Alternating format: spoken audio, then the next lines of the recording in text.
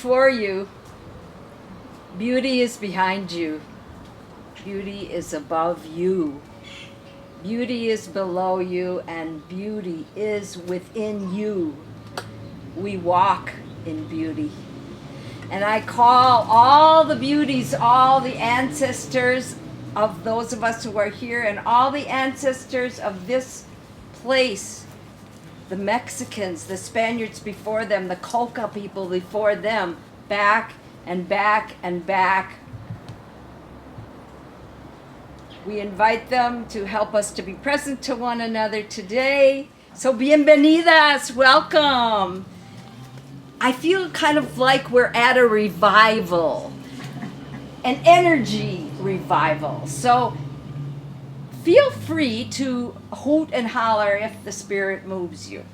And I'm counting on the strong-voiced, fearless people. I'm doing a single set. It'll be an hour, and I'd like you to settle in and get comfy. All the material that I'm doing today comes from this book, Poems for Flourishing. I'd like to start with a couple of pieces about belonging, because I think belonging is the truth that has been hard for us to remember. So the first one is called The Quietly Singing Thing. When aloneness looms like a giant shadow on the ceiling, when it windmills its many arms and shouts in both your ears, connection is still the true thing, the quietly singing thing. As air is always in your lungs, belonging is always close and true. When you've dangled singly and flailed as if separation could be credible, then when you have foolishly forgotten your own dear clan of earthlings, when myopic, you have imagined that you could be a star without any neighbor in the cosmos, then you must listen and fix your attention, for belonging will call you. Though it be by whisper or by sign, connection will beckon you softly back into the hum of the big-bodied whole, into the true thing, the quietly singing thing.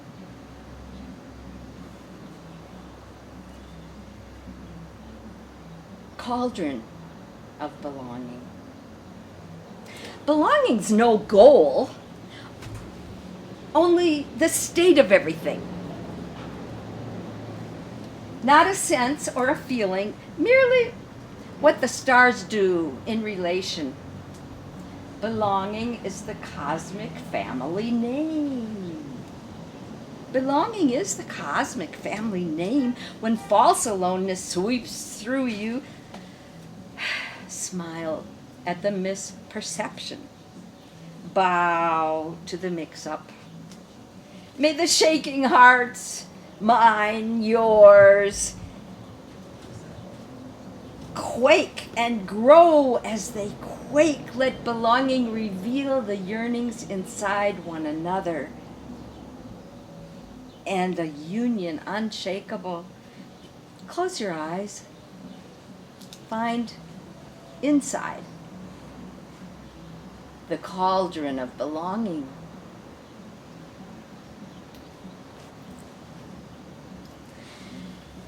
And you know, sometimes it's such a tiny little thing that can make us either feel it or not. And this next poem speaks about that. A cup of tea. It was only a cup of tea my neighbor made when I was sick. She brewed the estaffiati leaves, picked high in the mountains by her brother, and brought it to me. It was only a cup of tea. Unrequested, an offering when I was alone, unwell in my adopted country. too new to have found a doctor, wondering what would unfold. It was only a cup of tea. But when she brought it, when she sat with me, and when I sipped it, all the kindness in the world flowed down my throat and poured its healing into me. All the kindness in the world.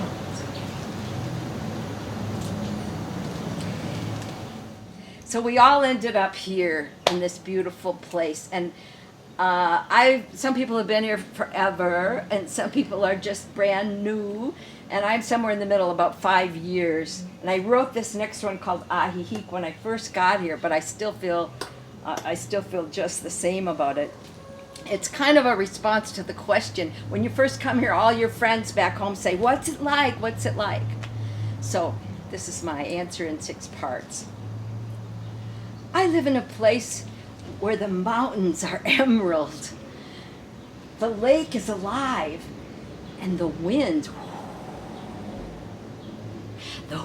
all have names. From the east comes the deer Mexicano, kissing my cheeks. From the west is the uncommon Abajeña. Blowing from the south is the sultry Sureño. When it wafts from the south and the east, it's called the Guaracheño. While the one that blows from the south and the west is named the Colemote. I live in a place where the mountains are emerald. The lake is alive, and the winds all have names. 2. From the beach on Sundays, the rhythms of Mexican families come right through my window. Families, as if in their kitchens, laughing voices, radio rancheras, the scent of roasted chicken. I hear the children at their games, as if we shared a living room. And don't we? Live in the same one world house? 3.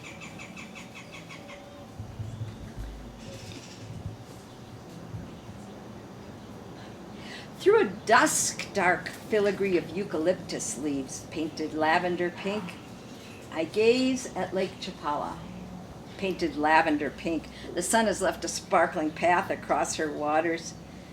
As twilight gently covers me, I say, here is poetry boot camp, rigorous training ground instructing me to give my vigilant witness.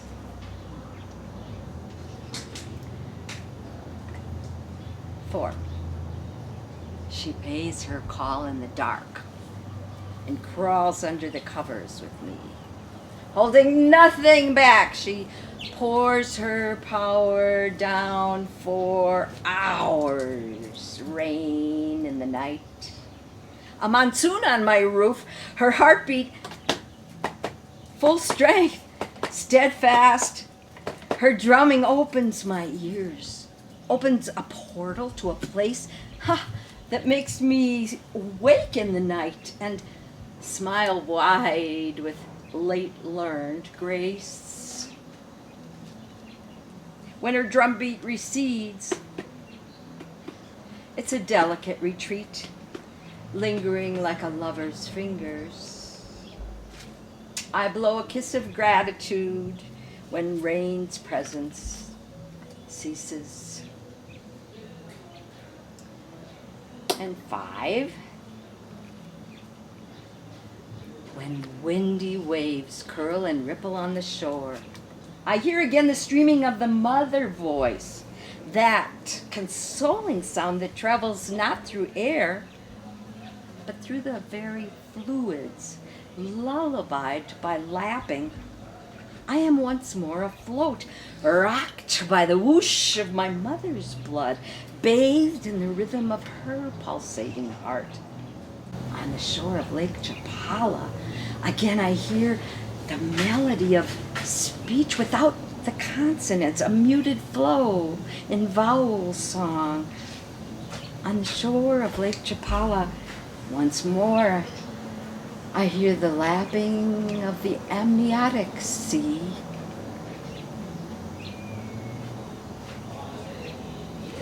And 6. I live in a village that opens me.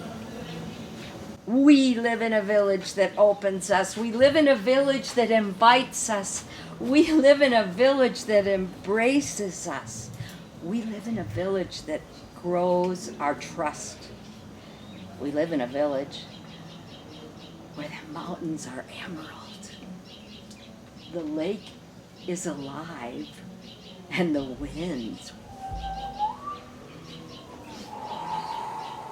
all have names.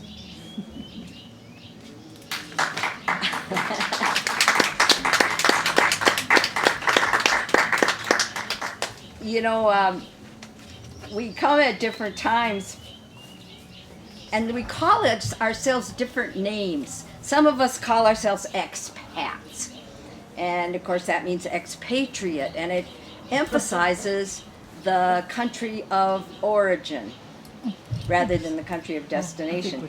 And some of us call ourselves immigrants, which, aside from the class connotations loaded into both terms, emphasizes the destination country. This poem is called An Archetype for Immigrants. She comes to the new land to begin a fresh life. She comes for freedom. She doesn't name herself, X anything.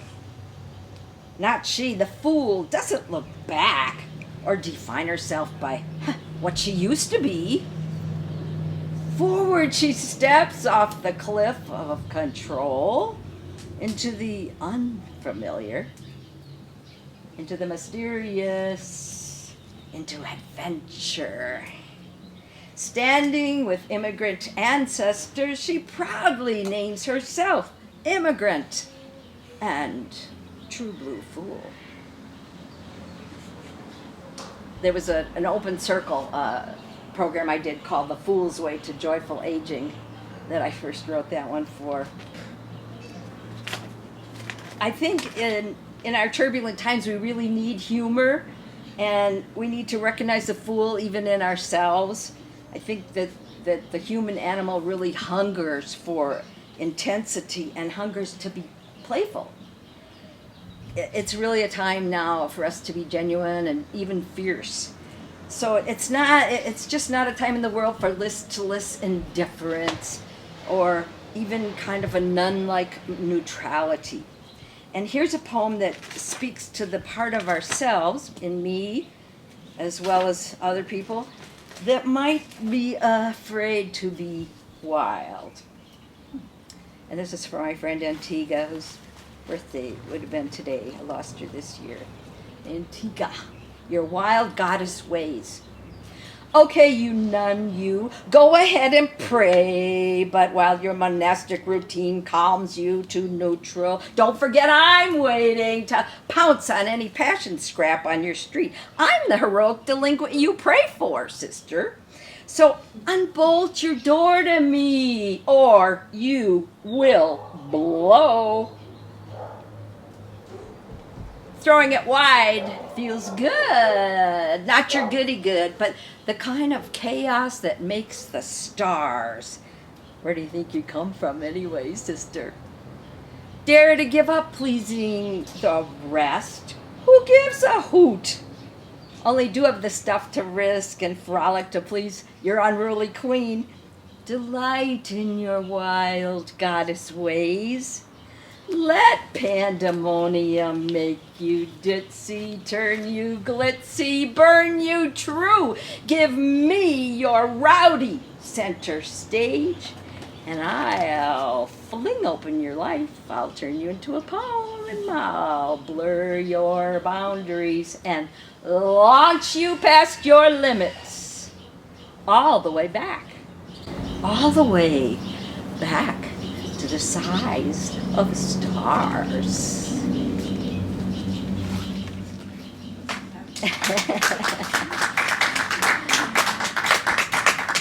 Thank you. I feel strongly about that the playfulness and the wildness is essential, that we have to add levity to the craziness that's in our world.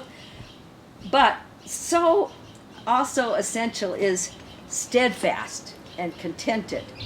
And this next poem, I'm going to be coming back to talk about the beloved lake. It's called La Vieja Machis. La Vieja means the old one.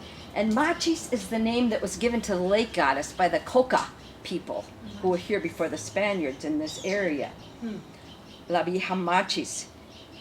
And so she, well, you'll see, she has a little different flavor. This is part of, this is one comadre out of a poem called the Tres Comadres. Are you familiar with the word comadre? Stands for the relationship between a godmother and a mother in relation to the child, but it's also used to mean any close relationship between women. So La Vieja Machis, is one of the three comadres in my book, and I'm just going to read you this one. La Vieja Machis. The wind lifts the white-capped mane of the Lake Chapala goddess. She protects the lake from which she rises and guides the beings blessed to live under its lacustrine sway. She gives the patterns of the winds to fishers and farmers and poets. And over the sea of the lake, she mediates the moon, as month after month I learn how to grow old like her. Lake Woman Machis receives the colors of the world, and in her shifting palette, mixes them continually. She can stir a whirlpool or fling to the clouds a water spout. But often her waters reflect the stillness of the mountains. Always she brings abundance and the floods the lakeside air with the aromatic bromide of her soul. It is she I call upon, the old one, not Teomichi Siwali, fish goddess maiden, not her smooth-skinned self, uninscribed by time, but she I call, she who lifts the grooves that line her face to hoot at youth's simplistic views. She the old Michin whose soothsayer truths I need. I ask La Vieja Machis to grant to my third age life the steadfast weather of contentment. I ask La Vieja Machis to grant to our third age lives the steadfast weather of contentment. Before the Spaniards came, the Coca people offered to her tiny bowls of clay in reverence, gifts that to this day surface from beneath the sands. The people we call Huichol, in their language with Sharika healers, still hold her waters sacred. What I offer La Vieja are the pieces of my heart. I have flung a heart-shaped stone, broken open, halved in sorrow, into her beloved waters. And Pumice, she returned to me a piece of lava on the beach, which she infused with healing, with sleight of water hand. Vieja Machis turns my burden into buoyancy. Every day I close my eyes and listen to her rhythm. Listen to the rhythm of the Lady of the Lake. I have heard her beat her waves against the moon in a woman's wail of sorrow. I have heard her rolling tone, the soothing, silky sounds of her sensual, cadenced rustling. As I listen to her water voice, I hear her healing cry and have unloosed my own. She lullabies me in the morning and at night. The Lady of the Lake envelops me, her daughter, in her liquid arms. She satisfies my thirst and turns my airy spirit into water. Nuestra Señora del Lago shows me how to change and flow, so I let go solidity that never was. Nuestra Señora del Lago shows us how to change and flow. So we let go solidity that never was. She holds me and she frees me, all my facets safely gathered in her jeweled net. I stand on the shore and call her name. Old Machis! Vieja! Guide me through your portal into the power of age.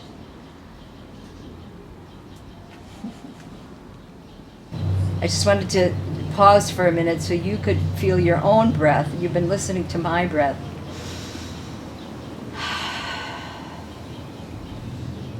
When I think of the lake goddess Machis, I visualize her looking much like the Mayan elder that many of us know here. Her name is Conchita. She's a flesh and blood La Vieja. And in the book, there are 3 poems about Conchita, and there are 9 full-color photographs of her at work. Here's one of the poems. Why don't you raise your hand if that happens, okay? Thank you. Conchita. Every day she pushes 2 hand trucks loaded with tapetes and blankets and bolsas, one at a time down the cobblestone streets to a grove of trees by the lake. She unties those huge plastic bundles and strings those ropes as clotheslines from tree to tree in the grove, using only her own old body in an athletic dance of lassoing and knots. Then, with a long forked pole, she bends to her tapetes, each sewn to a stick, and one tapete at a time, Conchita thrusts them above her head, hanging them thusly on her lines. Each blanket, too, she lifts, with the pole that is taller than she is. The straps of her bolsas she loops on a giant circular hook hung low for customers to browse. She lives in a little room up the street from the lake. This short and sturdy woman from Oaxaca, Spanish neither her native tongue nor mine. We speak with a weaving of spirits more than words. The braid down her back is still mostly black, gray only over her forehead above her dark and lively eyes. Hijos? I ask. No, her response. From her arm sweep gesture to the sky, I cannot decipher if her children are dead or never were. Later I learned her only son was murdered and she is a refugee. Somewhere in Oaxaca as a daughter she has now no way to find. But on Sundays, Conchita builds her shop and sits like a bodhisattva to tend it. But Monday through Saturday, reliable as the afternoon, she weaves the web of her tienda and then, without a costume change, transforms to Spider Woman, Weaver Goddess. Around a eucalyptus trunk, she fastens one end of her backstrap loom and seats herself on the earth at the exact stretching distance for the tension of her loom and removes her shoes to go to work. Her strong feet point straight to the lake. Her arms begin their dance, her fingers performing as if on their own. Conchita weaves the rhythm of her motion like the lapping waves, ageless and unceasing. Yet, around her is something of a trickster spirit. Today my water bottle ruptures, and when I jump up, Conchita grins and points. Is that Pia? Raucous. As the parrots nesting over her head, she teases me. The weaver with a twinkle coaches the serious poet, teaching me wordlessly, you must laugh about it all. From separate worlds meeting at the sacred lake, we laugh, the weaver and the poet. And you and I who see her working cannot know her childhood. We cannot imagine what mother or aunt from a long ago time and place taught her to weave and laugh. I cannot know Conchita's longings. or comprehend the mettle it takes each day for her to stay at her work, at her life, with wit. At the end of a day, even when she sells no weavings at all, Conchita's laugh resounds like the call of a solitary free bird.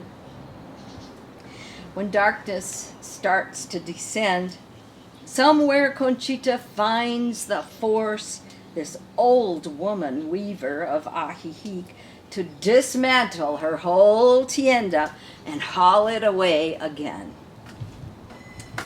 Like the imprint of an egret's wings on the sky over Lake Chapala, each dusk, Conchita's presence vanishes.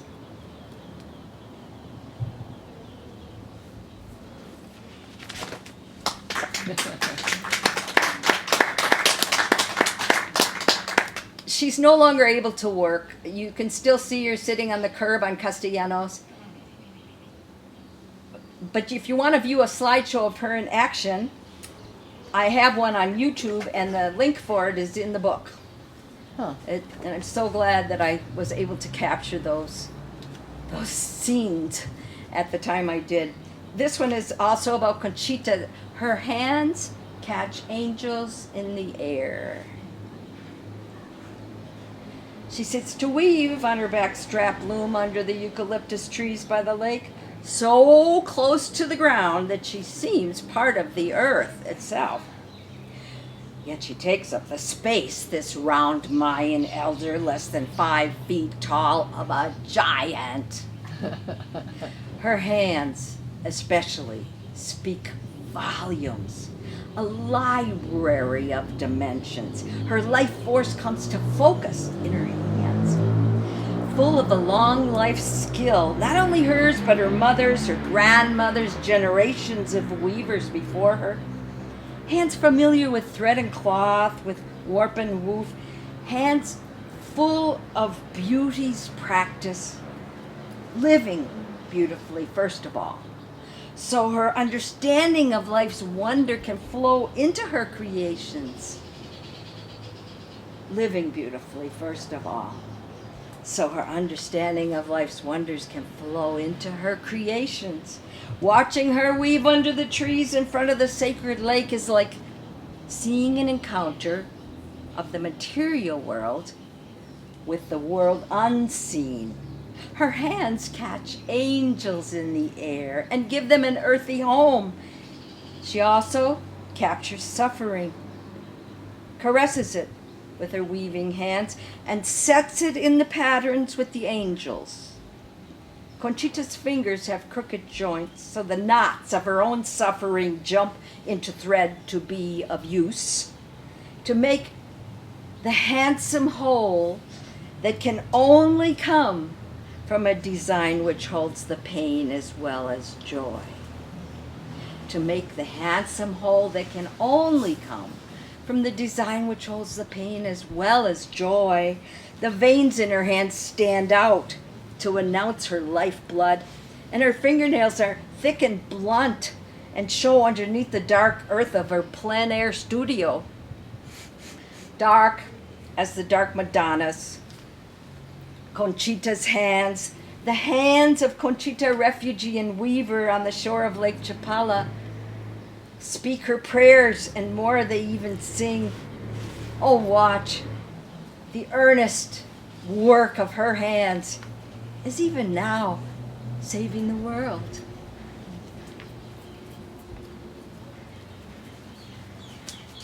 How y'all doing? That was lovely. The flies have stopped biting you, so that's good. Oh dear. We should have fans, like at a funeral. You know, angels, helpers from other quantum dimensions are probably around us all the time. But then there are the human angels. And on the Appalachian Trail, when I lived in North Carolina, they're called trail angels. When I traveled right before COVID to southern Italy to find my grandmother's birthplace, I called them journey angels. They keep coming, the angels, and train stations. They appear to lug my luggage down the endless steps and up again to the track. One even waited for my train to help me lift the heavy bags in. Once, an angel rode an extra stop so she could help me find a seat. Though some angels call me madam, I feel like a wandering child. Grown-ups gone off to adult pursuits, leaving none to understand my English babble. The angels assist, but do not stay. They make me understand I am a vessel sailing like the train into impermanence. The angels track me perfectly. Some gift me with their given names, and their help extends to friendship. Rosalina, Gregory, Giovanni, Eleonora, Usclaide. They make me smile inside. Francisco, Tatiana, Armando, Tula, Antonia, Aletta. Kindness shines about them, but they don't always appear in human form. One was a rock lying at my feet in the sand, red and shot through with crystal.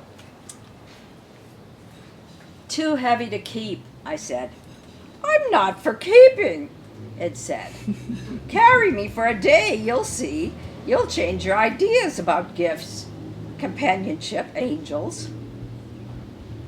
They keep coming, the angels. One night in a dream, one of them says, you're not very dead, and you're too young to be lost.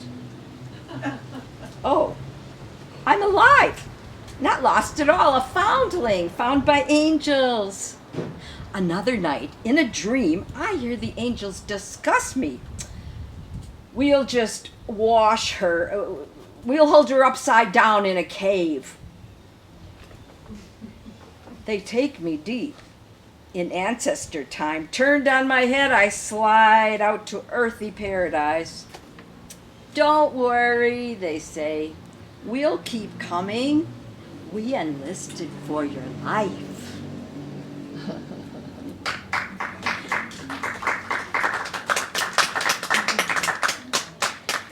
There was an angel named Gregory in my grandmother's birthplace in Acquaviva delle Fonti. And because of Gregory, I got to hold the original parish ledger from 1885, and I got to see the penned entry for my grandmother's baptism. And he is the same angel who took me to a wonderful field of poppies outside this town and took the picture that's on the cover of the book, this angel Gregory. So after I found her birth certificate and that information, I went north to the town where she grew up. And this next poem called It Was the World, about that, has a litany in it that you can feel free to respond to. I stopped at the church in Udine, knowing Grandma wished me there, thinking to pray in silence. But when women filled the pews around me, I was surprised to be attending a recitation of the rosary in Italian. Women's voices beseeching the mother had prayed so in my grandma's time, and long before. And soon the Aves lulled me, and the echoes, voices echoing in the church, took me floating on a megahertz of prayer, and I drifted on the ripple where separations ceased to be. Time turned to a curtain we could easily part with our hands, till she, my grandma, knelt beside me. And when the rosary was over, we stood with the women to sing a litany in unison, chanting with my grandma in the church of her childhood, sank me deeper into trance. And then I knew it was the world all of us in time were praying for. It was the world. Mother of divine grace, pray for us. Mother of good counsel, pray for us. Virgin most powerful, Pray for us. Mirror of justice, Pray for us. seat of wisdom, Pray for cause of our joy, Pray for vessel of honor, Pray for mystical rose, Pray for morning star, Pray for health of the sick, comforter of the afflicted, pray for us, queen of angels, pray for us, refuge of the world, pray for us. And then I knew it was the world all of us in time were praying for. It is the world all of us in time. Ask her, our one grandmother, to bless our lovely troubled world. Pray for us. God, she was there, I swear. And your presence here allows me to re-experience these things. So thank you for that. It's a gift to me. The museums I went to on this trip were in Greece rather than Italy, because the Italy part was all about the ancestors. But I was seeking in Greece my poetry ancestors, my poetry roots in Lesbos. And I went on a goddess tour on Crete. And I kept journeying farther and farther and farther back in time, going to these museums. And then one museum in Heraklion made me journey ahead to the future. One life is a tiny swish in the stretch of swinging stars. But here's a spoon that's made of bone, crafted by one whose life was all the endless time she knew. A tool she could never imagine I would peer at now, 2 millennia beyond her time. What might be displayed 2 millennia ahead to demonstrate our days? Not a spoon or a cooking pot, not a painted vase. Little that we use is crafted by hand or even made to last. Is it plastic we'll be known for? Guns? Remembered with incredulous compassion? If a human future comes to be, what's salvaged from today will never fit in a museum. What's saved will be imagination. The gift we finally unfolded to save the planet from our bumbling. If a future for us human comes, the label for our period may say our daily objects come from the turning time, when resolve that came from children swept human-made destruction clean. I say to my descendants, 2 millennia from now, we found the pliancy within. We learned that tiny swish in the stretch of swinging stars is bigger and smaller than we'd supposed. Individual swishes multiply their consequence, especially at a juncture such as ours. So for your museum, dear descendants, take my little poem, picture in your mind, as I have visualized the crafter of the spoon, the maker of this poem, and know it's for you and yours that we now in the turning time are changing all our ways.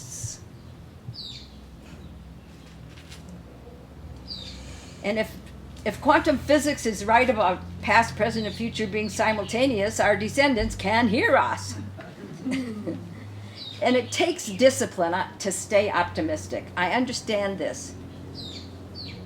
But optimism is the key to contributing to a larger story. And I really want to encourage us to shine our optimism, to let it ripple out into the neighborhood. This little neighborhood called Earth. And now I have a question that I want you to think very carefully about. How many people in this audience are aging? Yeah, I think so. Oh, well, this is for you then. Dressed in all our decades. We're dressed in all our decades in rich brocades of life, well worn and regularly mended. Vivid restoration patches, hip, knee, shoulder, make us into living art. Our teddy brains save us from the trivial, forgotten things. Spare us for what matters.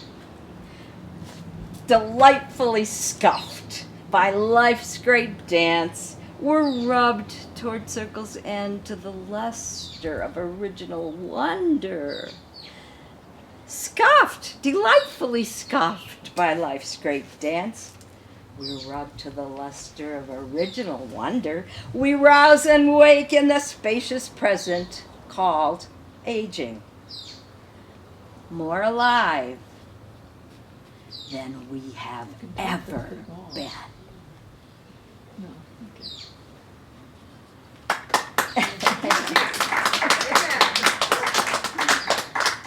Okay, coming on the home stretch, I need your help. Las Viejas.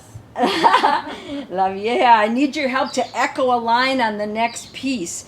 When you hear me say, get out of the way, I need you to repeat that. So let's try it. Get out of the way. Get out of the way. All right. After last blood. After last blood, decades stretch in freedom and in pleasure, many decades more than those of bleeding. Let's talk power. Legions of women, fastest growing demographic. Let's talk power. Quit the cocoon of midlife change and claim ourselves as elders of the human tribe. Legions of women no longer hide our power as keepers of vision. Get out of the way. Get out of the way. We say to those with vision so impaired they can't see past their lives, get out of the way. Get out of the way. We say to those not ready for humans to evolve to luminous, elder women everywhere on earth rise and turn the world from war and scarcity. Women never birth enemy faces. Rise and turn the world in time to love for all our children. So get out of the way. Get out of the way. That's fun. How many have been to one of the butterfly sanctuaries in Michoacan? Oh, not so many. Florida. Oh, in Florida, okay. For those of you who haven't been to one of the ones here yet, here's a poem to take you there. You're amazing. Butterfly Mountain. Yeah. In this forest, high above the level of the sea, my heart pumps fast as I climb, and my eyes are startled by tree trunks coated with wings and butterfly-covered branches. A swaying pine called oyomel holds butterflies close with its resin. These evergreens have clasped and rocked them all through the mountain night, and in pre-dawn light I watch them, wings folded tight to conserve the tiny furnace of their bodies. And the very moment the sunrise touches the tree, the very moment the butterflies open their wings to accrue the heat. And I watch while spread-winged millions wait with opened wings for the precise temperature of flight. And then, under November sun, when the sun reaches that perfect fervor, the butterflies lift to flight and fill the sky for miles. They teach us to lean on the air like little songs, like silent floating notes. Beneath their cloud of lace, I lumber up to their sanctuary summit, and then Under 20 million pairs of wings, I sit. I don't think I can do that. I sit to write, and their shadows dance across my page. They swirl like leaves that forget to descend. Like fairies all around, they spread benevolence. Somewhere in the world this day, their veined grace prevents an act of violence. The sun shines through their wings, painting panes of purest glass in orange with leaded black. I worship at their church. And now they descend to drink. With flutter and flit, the butterflies approach their goal roundabout, bowing in every direction before their massive landing. Just there, where crystal mountain water trickles across the human path, they make a mosaic of myriad monarch. Some land upon my folded legs. Some rest a blessing on my forearms. I do not move. One holy herald kisses my ear with a secret. This is how I know they will go ahead of me. Just as now they begin to drift down the mountainside, these enlightened ones will take me deeper. They've already faced the death of form we humans fear. The butterflies have dreamed and died to what they were. These delicate messengers who pilgrimaged to Mexico will escort me through the tunnel at my ending time. They will be my guides, and I will follow them as now singing and blissful as now down the mountain. I will follow them to transformation.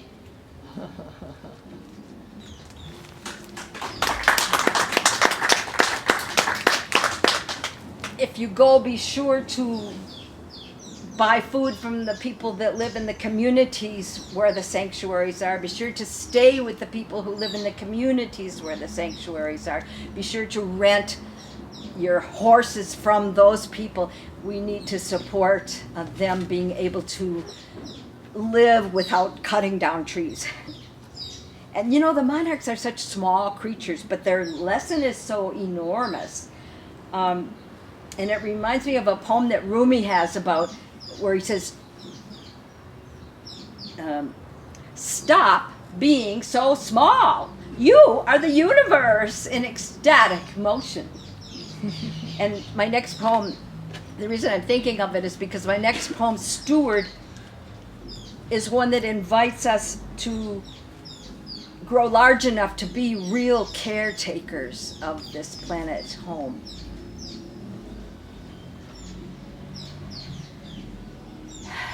Steward, there's a lake I love, and so my heart as mother holds it healed. I see Lake Chapala the way that it appeared in generations past. I hold it healed, transparent, swimming fish visible all the way to the bottom of the waters. My heart as mother extends this to the earth. I hold, nestled as a growing child in the womb of my awareness, the template of the planet's health. I hold the whole earth healed in its natural state of balance. I hold as steward such an earth has it been greened again and everywhere renewed. As quantum gardener, I take part in the daring cultivation of earth's full potency. Oh, lake I love, oh, earth. The space we once deemed empty, 99% of all the cosmos, nearly all of my body, nearly all of yours, has never been empty at all, but bursts unseen with the cosmic sea. Space-time washing not only out there, but through every atom of me and through every atom of you. Space-time prana streaming an invisible field that connects us. I hold in wonder undefended even beings of our species, our mistakes, our missteps cannot unshine the miracles we are. We are the broadcast of the field. Spirit, energy, creative force. It doesn't mind the name you give. It doesn't mind the name you give. My transmission joins with multitudes who now amplify the field and tip awareness. O lake, I love. O earth, I have cast myself within you and have brought you into me. Silence isn't empty either. Earth is always singing Earth is always sings my song, and I can't stop singing hers. So let us throw away despair and hold each other healed.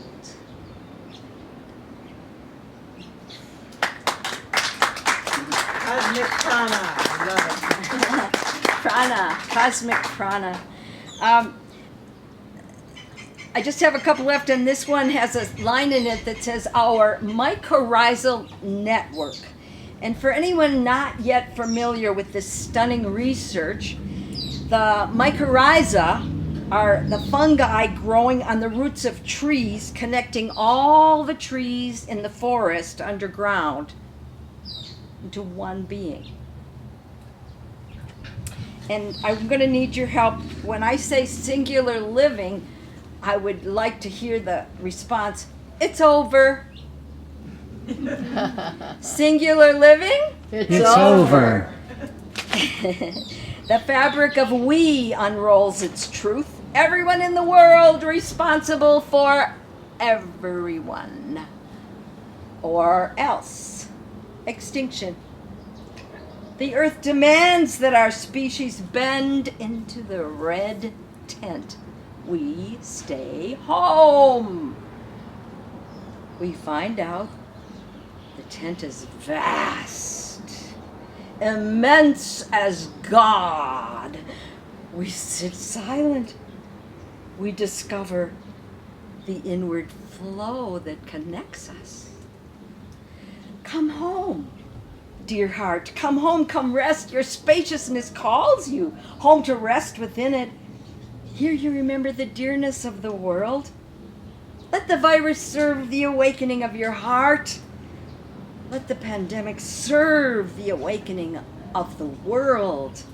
Come home, dear heart, because singular living, It's over. It's over. our vision of humanity shrinks overnight from countless ho-hum others to a single kinship group. With dropped jaws we watch while our worldview turns on a dime. Up we must grow, quick as a crocus. How quick? As a crocus. The world is made of stories. And today we start a new one. A beginning that could turn into anything. What? What could it look like? A story of repair? A story of plenty? As the tree is the forest, we are the planet. And now we sense underneath our apparent isolation our mycorrhizal network. Up we must grow to wisdom. Quick! Quick as a crocus. How quick? As a crocus. Because singular living, It's over. It's over. yes, it is the end. But only of the old world. Now, at the start of new human ways, global friendship breaks out, an outbreak of peace. A planet healing from humans. Our planet home healing, birdsong and cleared skies. We are alive at the beginning. Because singular living, It's over. and I have a request to end with a poem, A Thousand Years of Healing, which I did for the Women's March at the amphitheater a couple years back. And I wish for all of us that we find ourselves in our sovereign solitude, and we find each other in community in places like this.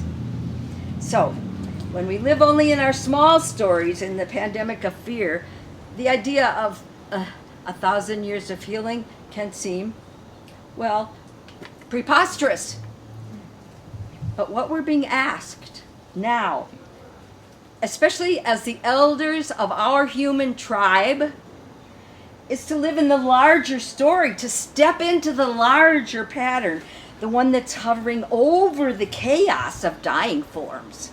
So I give you this poem as an invitation to the larger story of hope and human evolution. 1,000 years of healing.